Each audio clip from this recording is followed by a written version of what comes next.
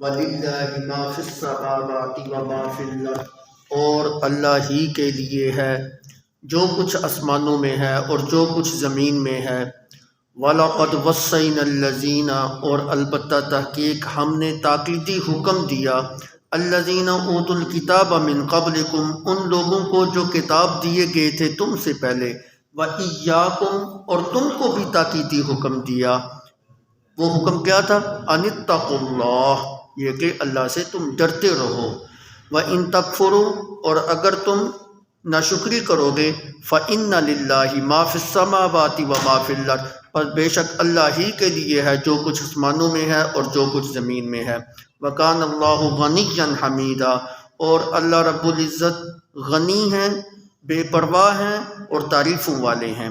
وَلِلَّهِ مَا فِي السَّمَاوَاتِ وَمَا فِي الْأَرْضِ، اور اللہ ہی کے لیے ہے جو کچھ آسمانوں میں ہے اور جو کچھ زمین میں ہے۔ وَكَفَى بِاللَّهِ وَكِيلًا، اور کافی ہے اللہ کام بنانے والا۔ إِن يَشَأْ يُذْهِبْكُمْ، اگر وہ چاہے تو لے جائے تم کو، یذہبکم ہلاک کر دے تم کو، ایھا الناس اے لوگو، وَيَأْتِ بِآخَرِین، اور تمہاری جگہ پہ کسی دوسری قوم کو لے آئے۔ وَكَانَ اللَّهُ عَلَىٰ ذَلِكَ قَدِيرًا، اور ایسا کرنا اور اللہ کے اوپر یہ کام کرنا، اللہ اس کے اوپر پوری قدرت رکھتا ہے۔ من کان یرید ثواب الدنیا، جو کوئی ارادہ کرتا ہے دنیا کے ثواب کا، فعند اللہ ثواب الدنیا والآخرہ، بس اللہ کے پاس تو دنیا کا ثواب بھی ہے اور آخرت کا بھی ثواب ہے۔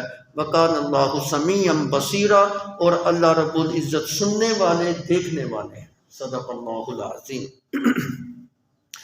گزشتہ درس میں آپ نے کمزور طبقے کے متعلق اور ان کے حقوق کے متعلق پڑھا تھا۔ آج کے درس کے اندر بھی کچھ حقوق کا تذکرہ ہے۔ یوں سمجھ لیں، پچھلے درس کے اندر آپ نے حقوق العباد کے متعلق کچھ باتیں پڑھی تھیں، اور آج کے درس کے اندر حقوق اللہ کا تذکرہ ہے۔ انسان کے اوپر دو حق ہیں، ایک اللہ کا حق ہے، ایک بندوں کا حق ہے۔ دونوں کے حقوق کو پورا کرنا انسان کے اوپر لازم ہے۔ جو بندوں کے حقوق پورے کرتا ہے، اللہ کے حقوق پورے نہیں کرتا، وہ اللہ کا مجرم ہے۔ اور جو انسان اللہ کے حقوق تو پورے کرتا ہے لیکن بندوں کے حقوق پورے نہیں کرتا، وہ لوگوں کا مجرم ہے۔ تو اللہ اپنا جرم تو معاف اگر اللہ چاہیں گے تو کر دیں گے، لیکن جو لوگوں کا مجرم ہوگا اس کو لوگوں کے سپرد کیا جائے گا، بھائی تو جان اور لوگ جان، پھر اس کی نیکیاں ان کے بدلے میں یا اس کے گناہ اس کے بدلے میں قیامت کے دن جو ہے نا ڈالے جائیں گے۔ اس لیے علماء کہتے ہیں ویسے تو اللہ کے حق کو بھی پورا جو ہے کرنا چاہیے، لیکن اگر اللہ کے حقوق میں کچھ کمی بیشی رہ بھی جائے نا تو اللہ چاہیں گے تو معاف کر دیں گے، لیکن کوشش یہ کرو کہ حقوق العباد کے اندر کوئی کمی بیشی نہ ہو۔ دنیا کے اندر لوگوں کے ساتھ جو معاملہ ہے وہ بالکل سیدھا جو ہے نا رکھنا چاہیے۔ بہرحال حقوق العباد پچھلے درس میں گزر چکا، آج کے درس میں حقوق اللہ کا تذکرہ ہے۔ اسی کے ضمن کے اندر اللہ رب العزت نے اپنی توحید کا تذکرہ کیا۔ حقوق اللہ کے اندر سب سے بڑا اللہ کا حق یہ ہے کہ انسان اس کی عبادت کرے، انسان اس کی ذات اور صفات میں وحدہ لا شریک سمجھے، مخلوق کے کسی فرد کو اس کا شریک نہ سمجھے۔ جو اس کی صفتیں ہیں نا اس کے اندر اللہ کو یکتا مانے، وحدہ لا شریک مانے، کسی کو اس کا جو ہے نا شریک نہ سمجھے۔ یہ اللہ کا حق ہے مخلوق کے اوپر، یہ اللہ کا حق ہے ہمارے اوپر۔ چنانچہ اسی حق کا تذکرہ کرتے ہوئے اللہ فرما رہے ہیں وَلِلَّهِ مَا فِي السَّمَاوَاتِ وَمَا فِي الْأَرْضِ، اللہ ہی کے لیے ہے جو کچھ آسمانوں میں ہے اور جو کچھ زمین میں ہے۔ زمین و آسمان کی جتنی چیزیں ہیں وہ ساری اللہ کی ملک ہے، اللہ کے لیے ہیں، اللہ کی ملک ہے۔ زمین ہے، آسمان ہے، سورج ہے، چاند ہے، ستارے ہیں، نظام شمسی ہے، نظام فلکیات ہے۔ یہ زمین کے اوپر پھر کتنی مخلوقیں ہیں جی، پہاڑ ہیں، سمندروں کی روانیاں ہیں، ہوائیں ہیں، بہاریں ہیں، فضائیں ہیں، خوشبوئیں ہیں، پھل ہیں، پھول ہیں، فصلیں ہیں، نباتات ہیں، جمادات ہیں، حشرات ہیں، دابۃ الارض ہیں، کل مخلوقات ہیں، کتنی چیزیں ہیں۔ ان سب کو پیدا کرنے والا کون ہے؟ اللہ رب العزت۔ اور ایک چھوٹے سے جملے کے اندر اللہ خالق کل شیء، یوں سمجھے اللہ نے پورے سمندر کو کوزے کے اندر بند کر دیا ہے۔ اللہ خالق کل شیء، اللہ ہر چیز کا پیدا کرنے والا۔ تو خالق بھی وہ ہے اور مالک بھی وہی ہے، ملک بھی اسی کی ہے اور خلق بھی اسی کی ہے۔ وَلِلَّهِ مَا فِي السَّمَاوَاتِ وَمَا فِي الْأَرْضِ، اللہ ہی کے لیے ہے، اس کی ملک ہے جی، پیدا جو اس نے کیا ہے۔ اللہ خالق کل شیء، کائنات کے ایک ایک ذرے کو پیدا کرنے والی ذات اللہ رب العزت کی ہے۔ انسان ہے نا، یہ آگے دیکھتا ہے پیچھے نہیں دیکھتا۔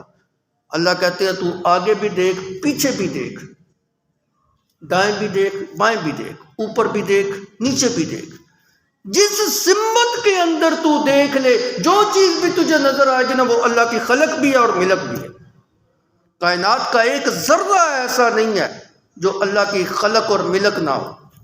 ہر چیز کو پیدا کرنے والی ذات تو اللہ رب العزت کی ہے۔ یہی بات بتلائی گئی، وَلِلَّهِ مَا فِي السَّمَاوَاتِ وَمَا فِي الْأَرْضِ، زمین و آسمان کے اندر جو کچھ ہے وہ اللہ کا ہے۔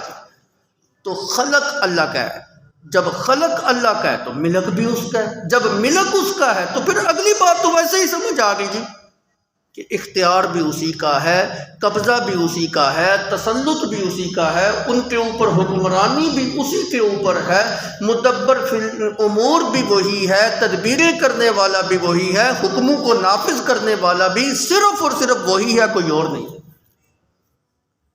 متصرف فی الامور بھی وہی ہے، اسی کے حکم سے دن آ رہا ہے رات جا رہی ہے، اندھیرا آ رہا ہے اجالا آ رہا ہے، اسی کے حکم سے دن چھوٹا ہو رہا ہے رات بڑی ہو رہی ہے، رات چھوٹی ہو رہی ہے دن بڑی ہو رہی ہے، اسی کے حکم سے ہوائیں چل رہی ہیں جی، اسی کے حکم سے نباتات اگ رہی ہیں جی، اسی کے حکم سے سمندروں کی روانیاں ہیں جی، اسی کے حکم سے یہ پھل پھول فصلیں نباتات جو ہے نا زمین سے جو نا باہر آ رہی ہیں، اسی کے حکم سے زمین اپنے خزانوں کو باہر جو ہے نا اگل رہی ہے، جس سے انسان استفادہ حاصل کرتا ہے۔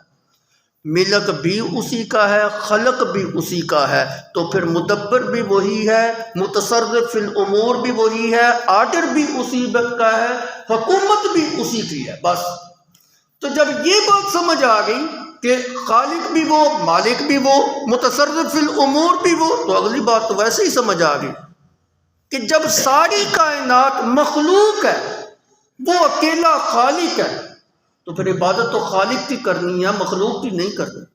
اس لیے انسان کو چاہیے کہ پھر عبادت بھی اللہ رب العزت کی کرے، اپنی جبین نیاز کو بھی اسی کے آگے جھکائے جس کے آگے ساری کائنات جھکتی ہے، جس کے سامنے ساری کائنات عارضیاں کرتی ہے۔ سورہ رحمان آپ بڑے شوق سے پڑھتے ہیں، اس کی ایک آیت ہے یسألہ من فی السماوات والارض کل یوم ہوا فی شأن فبأی آلاء ربکما تکذبان۔ کیا اس کا ترجمہ ہے؟ یسألہ من فی السماوات والارض، زمین و آسمان کی جتنی چیزیں ہیں وہ اسی سے مانگتی ہیں، اسی سے سوال کرتی ہیں۔ انسان کتنا بدبخت ہے، کبھی مانگنے کے لیے قبروں کے اوپر جا رہا ہے، کبھی مزاروں کے اوپر جا رہا ہے، کبھی بزرگوں کی ڈیریوں کے اوپر جا رہا ہے، کبھی جناب جو ہے نا صحابہ کرام کو پکارتا ہے، کبھی اولیاء اللہ کو پکارتا ہے، کبھی شیخ عبد القادر جیلانی کو پکارتا ہے، کبھی نبیوں کو پکارتا ہے۔ اللہ کہتے ہیں زمین و آسمان کا ذرہ ذرہ اللہ کو پکارتا ہے، اللہ سے مانگتا ہے، یسألہ سوال کرتا ہے، اور یہ بدبخت قبروں والوں سے سوال کرتا ہے جو خود عاجز ہے۔ ملک بھی اسی کا، حکومت بھی اسی کی، جب حکومت اس کی تو متصرف فی الامور بھی وہی ذات ہے جی، تو پھر عبادت کے لائق بھی وہی ذات ہے، سجدے کے لائق بھی وہی ذات ہے، نظر اور نیاز کے لائق بھی وہی ذات ہے، طواف اور منت اور منوتی اور پھیروں کے لائق بھی وہی ذات ہے جی۔ عبادت کی جمیع اقسام اسی کے ساتھ خاص ہے، تو یہ اللہ کا حق ہے۔ حقوق اللہ کا تذکرہ جو ہے نا ان آیات کے اندر ہو رہا ہے۔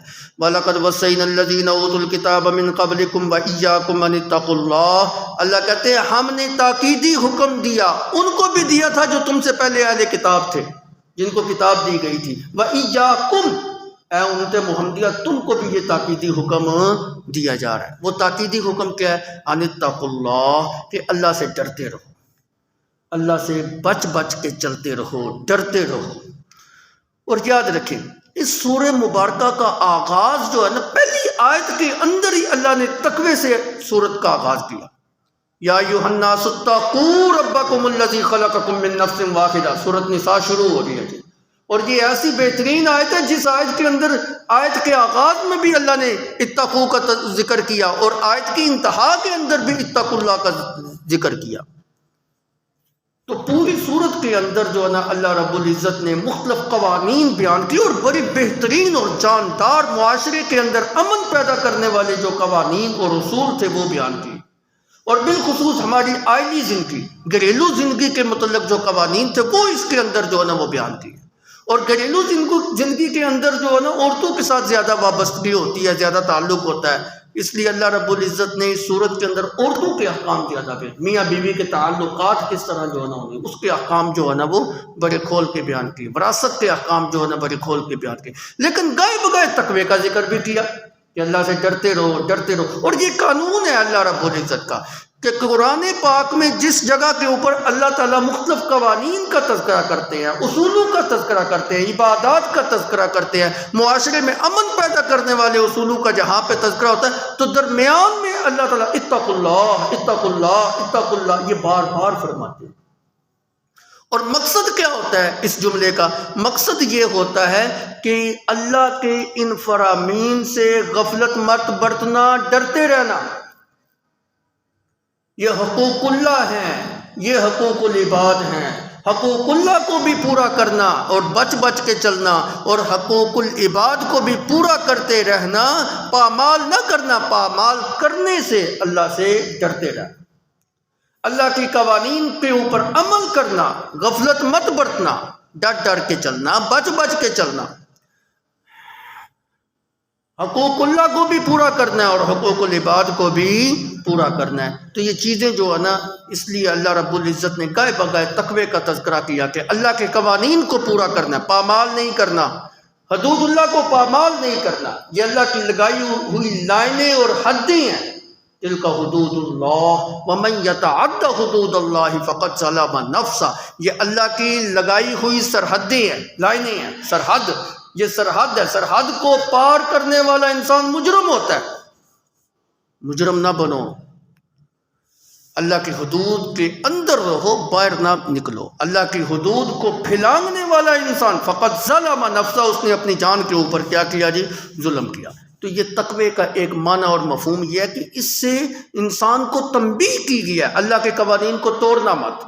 اور ایک معنی یہ بھی ہے کہ انسان تقوی اختیار کرے، یعنی اپنے آپ کو گناہوں سے بچائے، صغیرہ اور کبیرہ گناہوں سے بچائے۔ کامل مومن وہ ہوتا ہے جو اپنے آپ کو صغیرہ گناہوں سے بھی بچائے اور کبیرہ گناہوں سے بھی بچائے، بلکہ کامل اور اکمل مومن وہ ہوتا ہے جو چیز شبہ میں ڈالنے والی ہوتی ہے نا، اس سے بھی اپنے آپ کو بچاتا ہے۔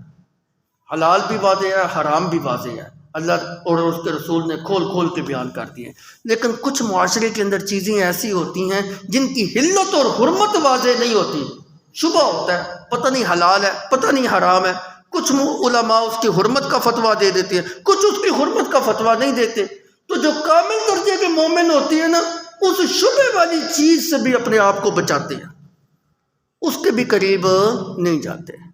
تو مشتبہات سے بھی جو نا اپنے آپ کو بچانا، یہ کامل درجے کا جو ہے نا ایمان ہوتا ہے اور تقوی ہوتا ہے۔ اور اہل کتاب کو بھی اسی بات کا حکم، اس آیت مقدسہ کے اندر کہا وَلَقَدْ وَصَّيْنَا الَّذِينَ أُوتُوا الْكِتَابَ مِنْ قَبْلِكُمْ، تم سے پہلے جو کتاب دیے گئے ان کو بھی تاکیدی حکم دیا، وَإِيَّاكُمْ، اور تمہیں بھی تاکیدی حکم دیا جا رہا ہے۔ تو دونوں کو اللہ رب العزت نے تاکیدی حکم دیا۔ اب انہوں نے بھی جو ہے نا، ان کی ذلت کا بھی وجہ یہی تھی کہ انہوں نے اللہ کے حکموں کی پاسداری نہیں کی، اللہ کے حکموں کو توڑا۔ اب یہود و نصارہ کو آپ دیکھیں نا، اللہ نے جو توحید کا حکم دیا نا، پہلے جملے کے اندر ہی وَلِلَّهِ مَا فِي السَّمَاوَاتِ وَمَا فِي الْأَرْضِ کے اندر توحید کا ذکر تھا۔ یہودیوں کا کیا نظریہ تھا؟ وہ تو کہتے تھے نَحْنُ أَبْنَاءُ اللَّهِ وَأَحِبَّاؤُهُ، ہم تو اللہ کے محبوب ہے جی، اللہ ہمیں پکڑے گا؟ نہیں، ایسا ہو ہی نہیں سکتا۔ انہوں نے نجات کا مدار جو ہے نا محبت بنایا، بس اللہ کو اپنی مخلوق سے بڑی محبت ہے، ہم بھی اس کی محبت والے لوگ ہیں جی، اس لیے ہمیں تو نہیں پکڑے گا۔ اندر کھاتا سارے کا سارا گند ہے جی، سارے کا سارا شرک ہے جی. وقالت الیہود عزیر ابن اللہ وقالت النصارى المسیح ابن اللہ. یہودی کہتے ہیں عزیر اللہ کا بیٹا ہے، عیسائی کہتے ہیں عیسیٰ اللہ کا بیٹا ہے. وہ تو مخلوق کو اللہ کا بیٹا بنا رہے ہیں جی، اللہ کی ذات میں شریک کر رہے ہیں. لقد کفر الذین قالوا ان اللہ ثالث ثلاثہ. اللہ نے مسئلہ بعد میں بیان کیا، فتویٰ پہلے لگایا. لقد کفر الذین قالوا، وہ لوگ کافر ہیں، پکے کافر ہیں. کون؟ جو یہ کہتے ہیں ان اللہ ثالث ثلاثہ، کہ اللہ تینوں میں سے تیسرا ہے جی. تین ہستیوں کے مجموعے کو جو نا انہوں نے اللہ بنایا، تثلیث کے جو قائل ہیں. اچھا اگر وہ یہ کہیں تو وہ کافر ہو جائے، اور ہم جو ہے نا پنجتن پاک کا نعرہ لگائیں اور پنجتن پاک کو ایسی صفات جو ہے نا وہ دیں، یا 12 اماموں کو ایسی صفات دیں جو اللہ والی صفات ہے، یا ہم یوں کہیں جی کہ وہ تو عزیر ابن اللہ مسیح ابن اللہ کہتے تھے، ہم کہتے ہیں جی نور من نور اللہ. اللہ کے پیغمبر جو ہے نور من نور اللہ ہیں، اللہ کے نور میں سے ایک نور ہیں. تو انہی والی بات ہم بھی کریں تو ہم پکے مسلمان ہیں. یہ کیسے ہو سکتا ہے؟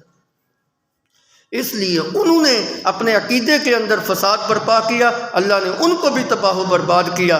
اگر اے امت محمدیہ تم بھی وہی کام کرو گے تو ذلت تمہارا بھی مقدر ہوگا.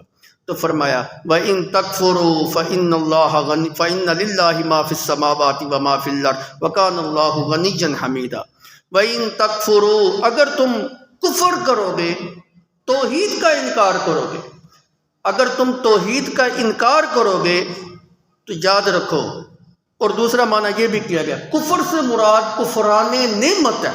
اگر تم اللہ کی ناشکری کرو گے، بھائی تقوی 2 طرح کا ہوتا ہے نا. تقوی کی ایک قسم یہ ہوتی ہے کہ انسان بچ بچ کے چلے، شرک نہ کرے. اور تقوی کی ایک قسم یہ ہوتی ہے کہ شرک سے باز رہنے کے بعد، توحید کو اپنا لینے کے بعد انسان کبیرہ اور صغیرہ گناہوں سے بھی اپنے آپ کو بچائے. تو دونوں معنی کفر وَإِن تَكْفُرُوا کے اندر دونوں معنی. اگر تم کفر سے باز آ جاؤ، کفر نہ کرو، یعنی اللہ کے ساتھ کسی کو شریک نہ کرو. اور دوسرا معنی کبیرہ اور صغیرہ گناہ سے اپنے آپ کو بچاتے رہو. تو وَإِن تَكْفُرُوا، اگر تم کفر کرو گے یا ناشکری کرو گے، فَإِنَّ لِلَّهِ مَا فِي السَّمَاوَاتِ وَمَا فِي الْأَرْضِ، اللہ ہی کے لیے ہے جو کچھ آسمانوں میں ہے، جو کچھ زمینوں میں ہے. وَكَانَ اللَّهُ غَنِيًّا حَمِيدًا، اس کو تمہاری کوئی پرواہ نہیں ہے، وہ حمدوں والا ہے، وہ بے پرواہ ہے، وہ بے نیاز ہے جی. اس کو تمہاری کوئی بھی پرواہ نہیں. تم سارے مل کے اس کی تعریف کرنے لگ جاؤ نا، ساری کائنات مل کے اس کی تعریف کرنے لگ جائے، اللہ کی حمد میں اضافہ نہیں ہوتا. اللہ کی حمد مسلم ہے جی، اللہ کی تعریفیں پکی ہیں جی، وہ ہیں ہی ہیں جی. اور اگر ساری کائنات جو ہے نا اس کی الیاذ باللہ میرے منہ میں ہاک اس کا الٹ کرنے لگ جائے، اللہ کی ناشکری کرنے لگ جائے، ناقدری کرنے لگ جائے، تو اللہ کی تعریف میں کمیاں نہیں واقع ہوتی. اللہ کی تعریفیں پھر بھی جو ہے نا وہ پکی ہیں. وَكَانَ اللَّهُ غَنِيًّا حَمِيدًا، اللہ رب العزت مخلوق سے بے پرواہ ہے، تعریفوں والا ہے. اگر تم کفر کرو گے تو پھر بھی اس کی تعریفیں ہیں، اگر تم شکر کرو گے پھر بھی جو ہے نا اس کی تعریفیں جو ہے نا وہ پکی. اگر تم نہ قدری کرو گے نہ شکری کرو گے، دیکھتے نہیں ہو کائنات کا ایک ایک ذرہ اس کی حمد اور ثنا بیان کر رہا ہے، تمہاری نہ شکری کرنے سے اس کو کیا فرق پڑے گا؟ کوئی فرق نہیں پڑے گا. زمین و آسمان کا ایک ایک ذرہ اس کی حمد اور ثنا کے اندر لگا ہوا ہے. کتنی صورتیں ایسی ہیں جس کی ابتدا جو ہے نا اس جملے سے ہوتی ہے، سبح للہ ما فی السماوات وما فی الارض، یسبح للہ ما فی السماوات وما فی الارض الملک القدوس العزیز الحکیم وَإِن مِّن شَيْءٍ إِلَّا يُسَبِّحُ بِحَمْدِهِ وَلَٰكِن لَّا تَفْقَهُونَ تَسْبِيحَهُمْ. کائنات کا ایک ایک ذرہ اس کی حمد بیان کر، تمہیں سمجھ نہیں آتی کہ وہ اللہ کی حمد جو ہے نا بیان کر. ہم سمجھتے ہیں یہ جانوروں نے شور مچایا ہوا ہے جی. صبح کے وقت درخت کے قریب چلے جائے نا تو چڑیوں کا اور کنکریوں کا اس کے اندر جو ہے نا شور ہوتا ہے جی. صبح کے وقت وہ اللہ کی حمد اور ثنا بیان کر رہے ہوتے ہیں، اسی پٹھے ہو کے لیٹے ہونے ہیں، ستے ہونے ہیں، سن ہوش بھی کوئی نہیں. اللہ کی حمد اور ثنا بیان کرنے کے لیے ساری مخلوق ہے. سمندروں کے پاس چلے جو اس کی لہروں کا جو شور ہوتا ہے نا وہ اللہ کی حمد بیان کر. ہوائیں جس وقت چلتی ہیں نا جو شور ہوتا ہے نا وہ اللہ کی حمد بیان کر. سرسبز و شاداب پتے جو ہوتے ہیں، درخت جو ہوتے ہیں، ٹہنیاں جو ہوتی ہیں، یہ اللہ کی حمد اور ثنا بیان کر دیں. کائنات کا ایک ایک ذرہ اور کائنات کی ایک ایک مخلوق اس کی حمد اور ثنا بیان کر رہی ہوتی ہے۔ یہ بادل بنے ہوتے ہیں، بادل گرج رہے ہوتے ہیں، گرجدار آواز ہوتی ہے، ہم بڑے ڈرتے ہیں، ایسے لگتا ہے جیسے بجلی جو نا زمین کے اوپر جو ہے نا وہ گر پڑی ہے۔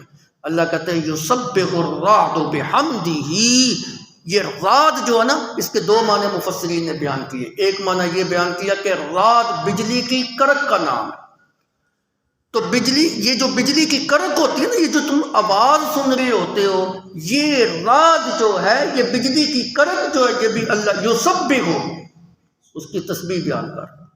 یسبح الرعد بحمدہ، اس کی حمد بیان کر رہا ہے۔ والملائکۃ من خیفتہ، اور ملائکہ جو ہے نا تھر تھر اس کے سامنے کانپ رہے ہوتے ہیں، کسی کی مجال نہیں ہوتی اس کے سامنے جو ہے نا بات بھی کر سکے۔ کتنے زور آور ہیں، طاقتور ہیں، قوت والے ہیں، لیکن کسی کی مجال نہیں ہوتی اللہ کے سامنے بولنے کی بھی، بات کرنے کی بھی۔ خوف کے مارے ڈر جو ہے نا وہ تھر تھرا رہے ہوتے ہیں، کانپ رہے ہوتے ہیں۔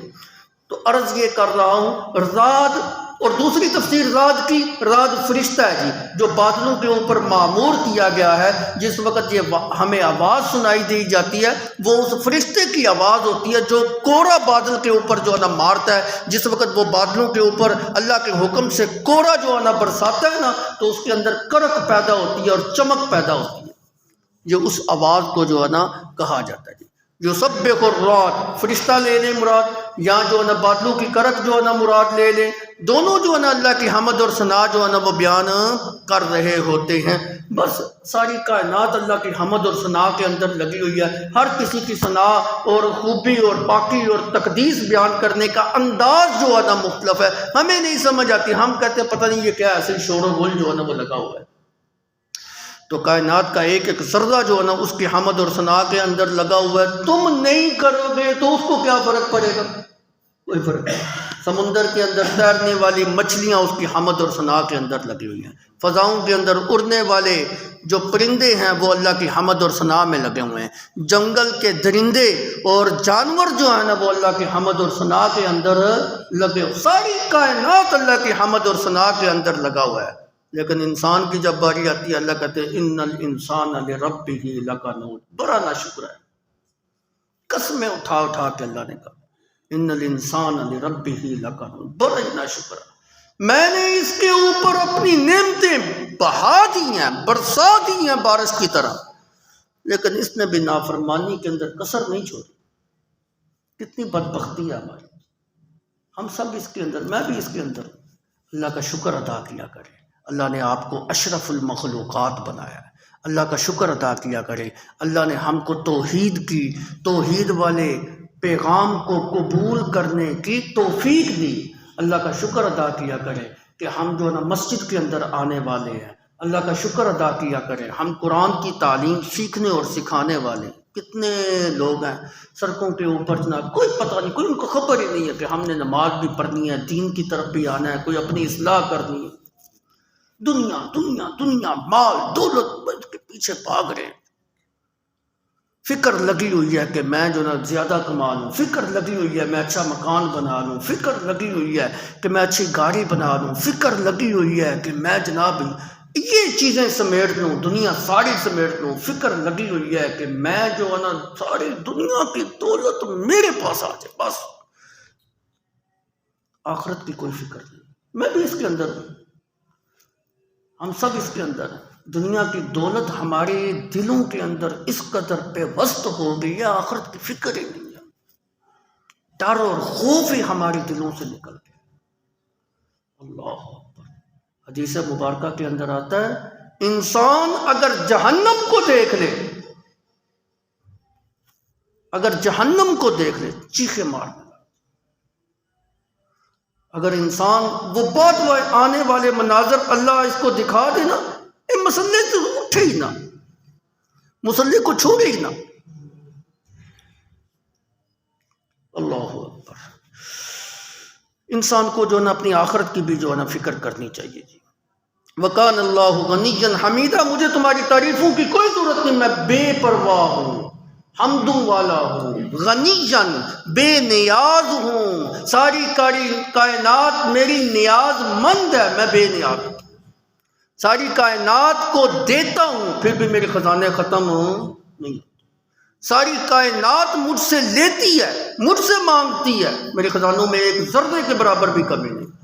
ساری کائنات کو دینے کے بعد آج تک اور قیامت کی صبح تک دے دے دے کے میرے خزانوں کے اندر اتنی بھی کمی نہیں آتی. حدیث مبارکہ کے اندر آتا ہے کہ سوئی کا جو نکا ہوتا ہے اس کو اگر کوئی بندہ سمندر کے پانی کے اندر ڈبو کے نکالے، اس سوئی کے سوراخ میں جتنا پانی آ گیا ہے، سمندر کے پانی میں کوئی کمی واقع نہیں ہوئی، میرے خزانوں میں اتنی بھی کمی واقع نہیں.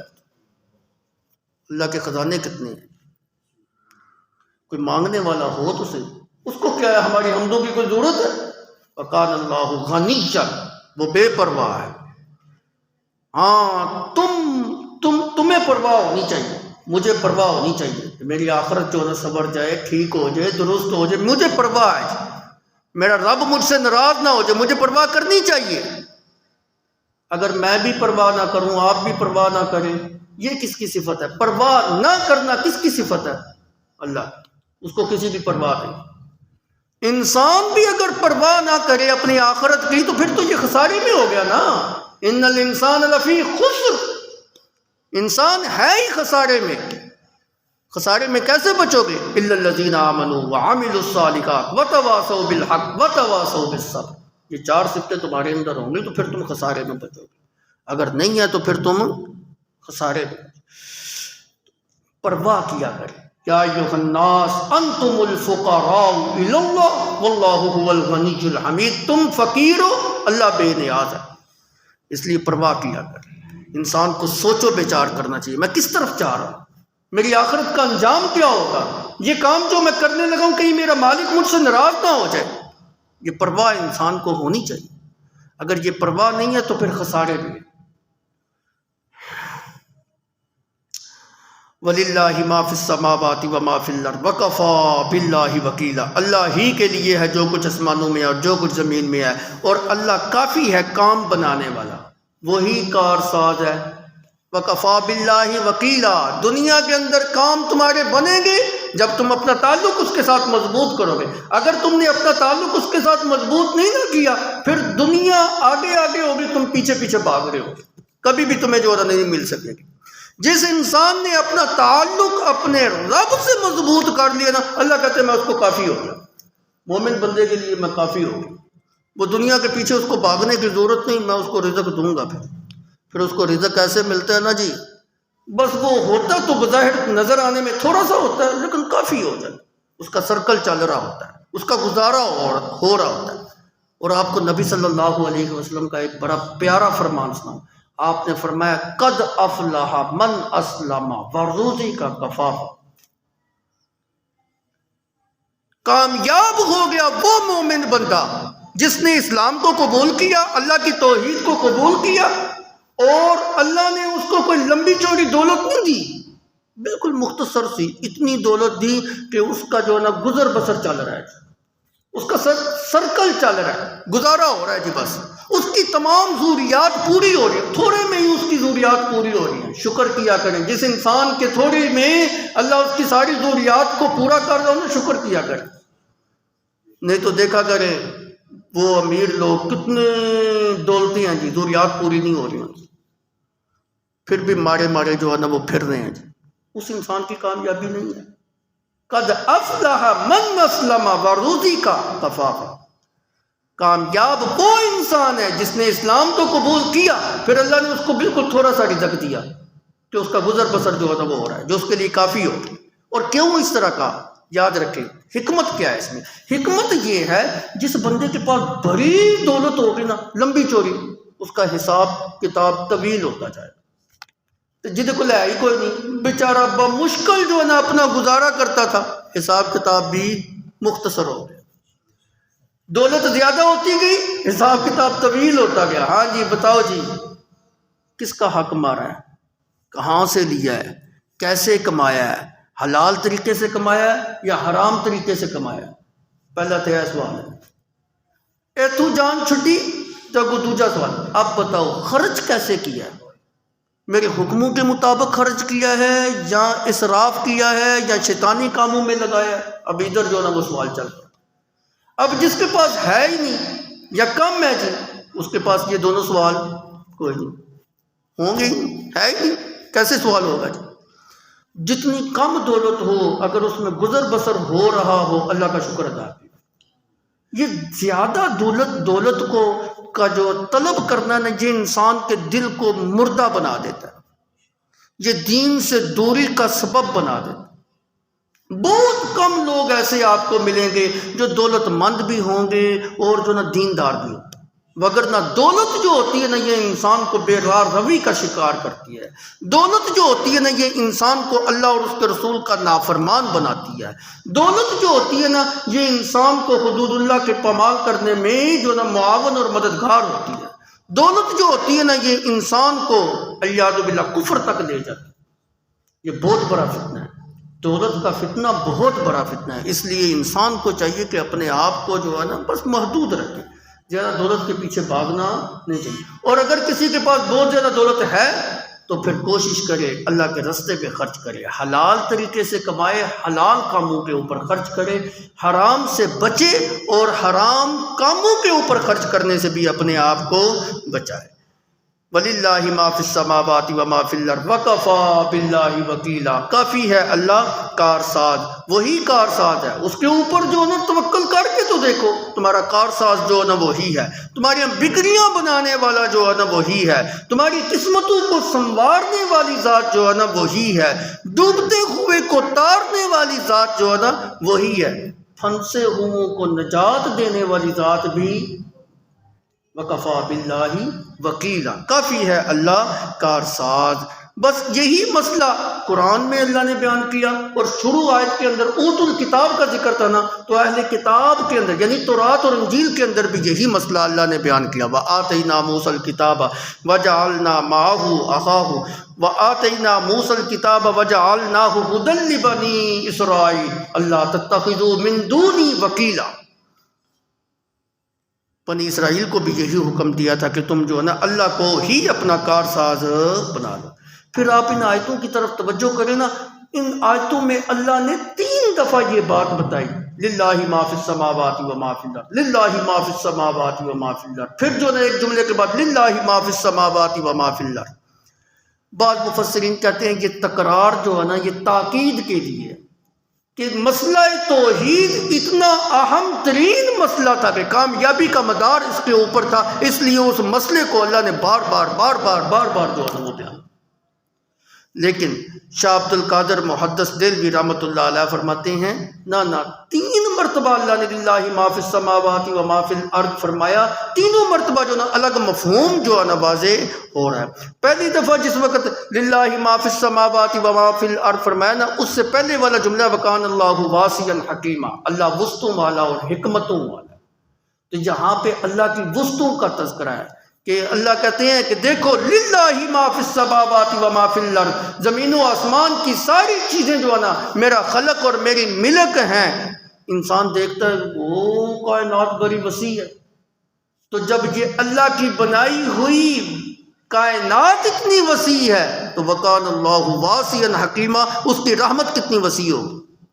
تو پہلا جو معنی ہے وہ یہ مفہوم جو ہے نا وہ پیش کر رہا ہے، اور دوسرا جو معنی ہے وَلِلَّهِ مَا فِي السَّمَاوَاتِ وَمَا فِي الْأَرْضِ، اس سے پہلے والا جو لفظ ہے وَإِن تَكْفُرُوا ہے، اگر تم نہ قدری کرو گے، نہ شکری کرو گے، شرک کرو گے، تو خیال کرو کائنات کا ذرہ ذرہ میرا ہے، میری نہ قدری اور نہ شکری کر کے تم میرے عذاب سے بچ نہیں سکتے۔ یہ والا مفہوم جو ہے نا بتلایا جا رہا ہے۔ اور تیسری مرتبہ جب فرمایا نا وَلِلَّهِ مَا فِي السَّمَاوَاتِ وَمَا فِي الْأَرْضِ، تو اس کے ساتھ پہلے والا جملہ فرمایا وَكَفَى بِاللَّهِ وَكِيلًا، اللہ کارساز ہے تمہارا، اللہ کافی ہے تمہارا کارساز۔ تو مسئلہ توحید کی طرف جو ہے نا اشارہ کر دیا کہ کامیابی کا مدار جو ہے وہ اس مسئلہ کے اوپر ہے۔ اگر تم نے اس مسئلے کو تسلیم کر لیا تمہاری زندگی بھی کامیابی والی ہے اور آخرت بھی کامیابی والی ہوگی، اگر نہیں قبول کیا تو پھر ہلاکت تمہارا مقدر ہے۔ ہلاک ہونے کے لیے تیار ہو جاؤ، میں اللہ تمہیں ہلاک کر دوں گا اور مجھے کوئی پرواہ نہیں ہے اس بات کی۔ کیوں؟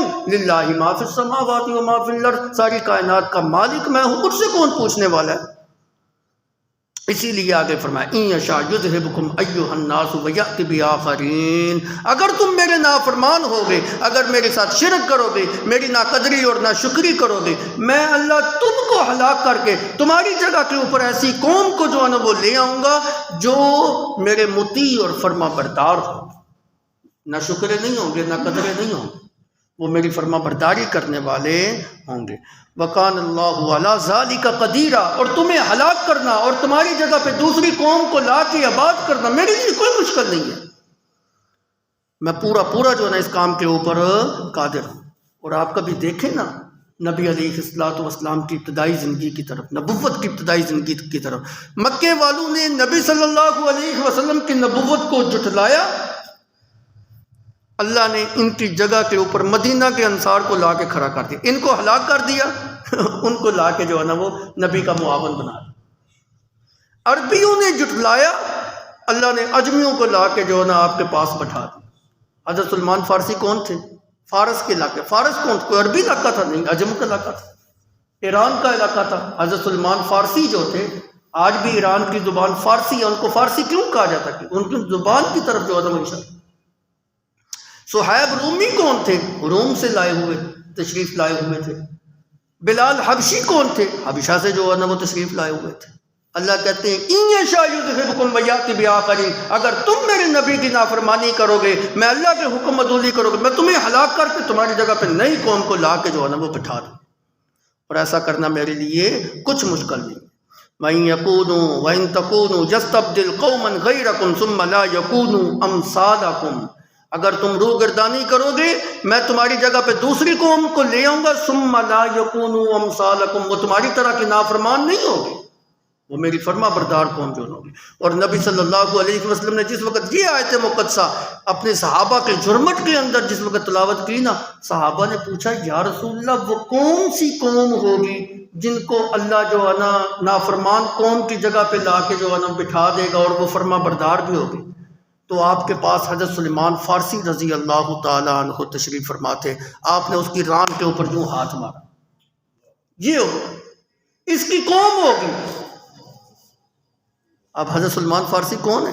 فارسی بان تھے، تو ان کی طرف عجمیوں کی طرف جو ہے نا اشارہ کیا۔ اور علامہ جلال الدین سیوطی رحمۃ اللہ علیہ فرماتے ہیں کہ حضرت سلیمان فارسی رضی اللہ تعالی عنہ کی نسل میں سے آنے والے جو سب سے بڑے عالم تھے وہ امام اعظم امام ابو حنیفہ رحمۃ اللہ علیہ تھے۔ اللہ نے ان سے جو ہے نا وہ دین کی کیسی خدمت جو ہے نا بولی۔ اور ایک روایت کے اندر آتا ہے آپ نے حضرت سلیمان فارسی کے لان کے اوپر ہاتھ مارا، آپ نے فرمایا یہ ہوگا اور اس کی قوم ہوگی، اور ساتھ یہ بھی فرمایا کہ اگر کسی وقت دین سریا ستارے کے اوپر ہو تو یہ لوگ اس کو بھی وہاں سے بھی جو نہ وہ لے آئیں۔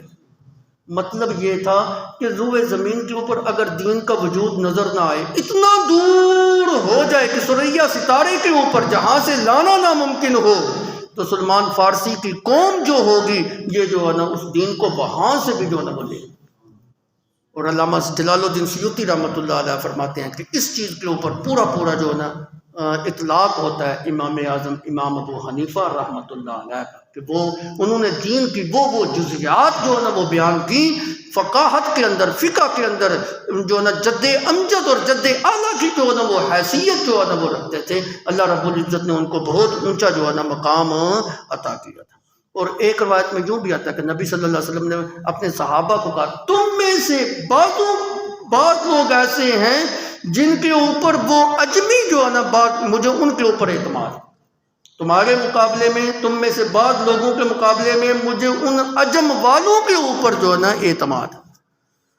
ان یشاء یذھبکم ویأتی بآخرین، اگر تم اللہ کے نافرمان ہوگے اللہ تمہیں ہلاک کر دے گا اور تمہاری جگہ کے اوپر جو ہے نا کسی اور کو لے آئے گا، وہ اللہ کے فرما بردار جو ہے نا ہوں گے، نافرمانی کرنے والے نہیں ہوں گے۔ اگلی آیت کے اندر جو ہے نا یہ بات سمجھا دی، اللہ کی نافرمانی تم کیوں کرتے ہو؟ دنیا کے پیچھے لگ کے، دنیا کی دولتوں کے پیچھے لگ کے اور دنیا کے اسباب کے پیچھے لگ کے۔ اللہ کہتے ہیں من کان یرید ثواب الدنیا، جو شخص دنیا کا طالب ہے، جو شخص دنیا کا اجر چاہتا ہے، دنیا کا ثواب جو ہے نا وہ چاہتا ہے، یاد رکھے اللہ کے پاس دنیا کا بھی اجر ہے اور آخرت کا بھی اجر ہے۔ آج ہماری دوڑ دنیا کمانے کے پیچھے لگی، اس لیے ہم اللہ کے نافرمان جو ہے نا بنے۔ اللہ کہتے ہیں جو دنیا کا طالب ہے، دنیا کا طالب، اس کو یہ بات سمجھنی چاہیے کہ دنیا مل بھی جائے تو کامیابی اس کا مقدر نہیں، کامیابی ان لوگوں کا مقدر ہے جن کی آخرت جو ہے نا وہ اچھی ہوگی۔ اس لیے تمہاری توجہ آخرت کی طرف ہونی چاہیے۔ اور ایک جگہ پہ فرمایا وَإِن كَانَ وَإِنَّ هَؤُلَاءِ يُحِبُّونَ الْعَاجِلَةَ وَيَذَرُونَ وَرَاءَهُمْ يَوْمًا ثَقِيلًا۔ بعض لوگ ایسے ہوتے ہیں، وہ چاہتے ہیں دنیا کے اندر مجھے سب کچھ مل جائے، ساری نعمتیں، سارے خزانے دنیا کے مجھے ہی جو ہے نا وہ مل جائیں، دنیا سے اتنی محبت ہوتی ہے۔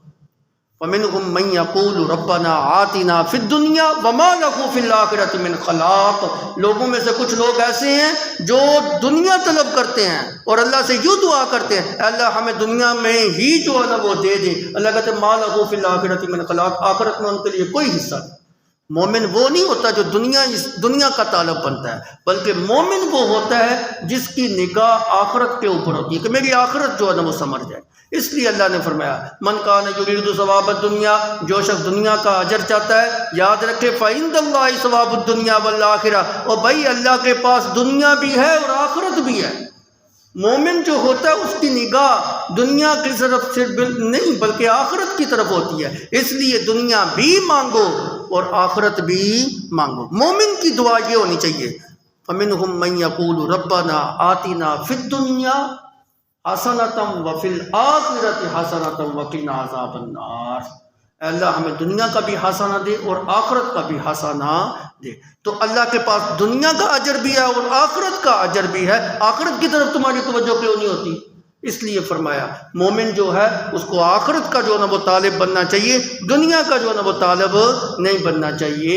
وَقَالَ اللَّهُ سَمِيعًا بَصِيرًا، اللہ سننے والے ہیں اور دیکھنے والے ہیں۔ تمہاری نظر جو ہے نا اللہ کے اوپر جو ہے نا ہونی چاہیے، تمہارا اعتماد اللہ کے اوپر ہونا چاہیے، تمہارا توکل اور بھروسہ اللہ کے اوپر ہونا چاہیے۔ شروع میں توحید کا پیغام اور آخرت کے اندر جو ہے نا آخرت کی طلب، یہ دو چیزوں کو ملا لو، اللہ کی توحید کو اپنا لو اور آخرت کے لیے کوشش کرنے لگ جاؤ، محنت کرنے لگ جاؤ، بس تمہاری کامیابی ہے۔ اللہ عمل کی توفیق عطا فرمائے۔ ربنا آتنا فی الدنیا حسنہ وفی الآخرۃ حسنہ وقنا عذاب النار۔